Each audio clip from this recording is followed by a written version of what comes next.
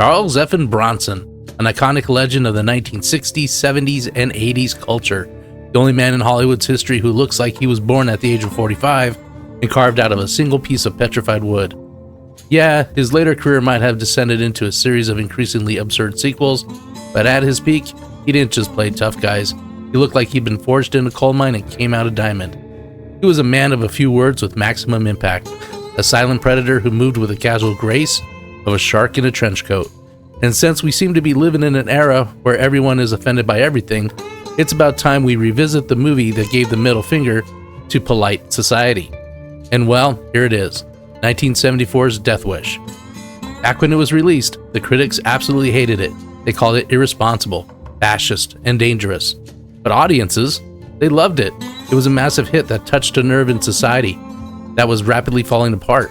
It made over $22 million back then, and in today's money, that hits something like $142 million. And now that I've sat down and watched it again, I can see why it still resonates today, and why the critics are still full of shit. If you're expecting a nuanced, modern take on a cycle of violence, you're out of luck. This movie is a raw, gritty, and unapologetic look at what happens when a civilized man is pushed too far. It portrays a hero, Paul Kersey, not as a bloodthirsty psychopath, but as a victim who refuses to stay a victim. From a purely narrative point of view, it's a masterclass in tension and character transformation, driven by a commanding, understated performance by Bronson. It has enough dramatic highs and lows to keep you gripped until the final finger gun. The story kicks off in 1970s New York City, a place that, at the time, looked less like a tourist destination and more like a discarded set from The Last of Us. Our protagonist is Paul Kersey, a civilized liberal architect who believes that if you're nice to the world will be nice right back. But then, reality hits him like a runaway freight train. A group of urban juveniles, which includes a very young Jeff Goldblum, who looks like he took fashion advice from Jughead Jones, they break into Paul's apartment. They attack his wife and daughter.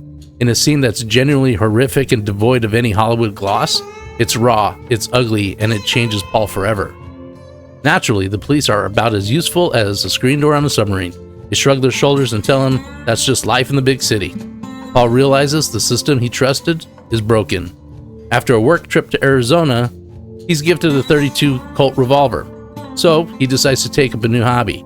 Some people take up knitting, Paul takes up to cleaning the streets. One of the biggest talking points around this movie is the disconnect between the intellectual critics and the people living in the real world. Critics today will give us a 3-hour lecture on Paul's toxic masculinity or his unresolved privilege. But in 1974, people were cheering. Why? Because they were tired of being doormats for the scum of the earth. As the body count rises, the media goes into a frenzy. The police are embarrassed because a guy in a trench coat is doing more work in a week than they've done in an entire decade, and the crime rate starts dropping. In a modern world that feels increasingly chaotic and indifferent, there's something genuinely uplifting about watching a man take his power back. It's raw, it's ugly, and it's completely politically incorrect, which is exactly why it works. It doesn't ask for permission. It doesn't wait for a committee to approve its diversity, equity, and inclusion metrics. Death Wish is very much a product of its time, an approved version of a fantasy where the prey finally becomes the predator. It makes sure to hit those narrative beats to victory, as Paul lurks in the shadows like a grumpy Batman, engaging with the local community by blowing holes in them. It's a Hollywood love letter to the idea of taking your power back. Credit to Bronson here. The guy plays him perfectly. He doesn't need a monologue. His squinting says more than 1,000 pages of dialogue. He captures that transition from a broken man to a focused vigilante with an intensity that's exactly what you'd expect from a guy who looks like he eats gravel for breakfast. That being said, the movie follows a standard action mold. You've got the horrific low point, the training montage with rocks and revolvers, and the third act of redemption, where Paul finally becomes the man he was meant to be. It's not particularly complex or diverse, but it's a perfect crowd-pleasing middle finger to the idea that we just have to deal with crime. Is it a masterpiece of fine art? No. But like Braveheart, it's a powerful drama that gets everyone fired up. If you're expecting a realistic portrayal of the legal system, you'll be disappointed. But if you want a feel-good story of personal triumph and high-velocity justice, you're going to love it.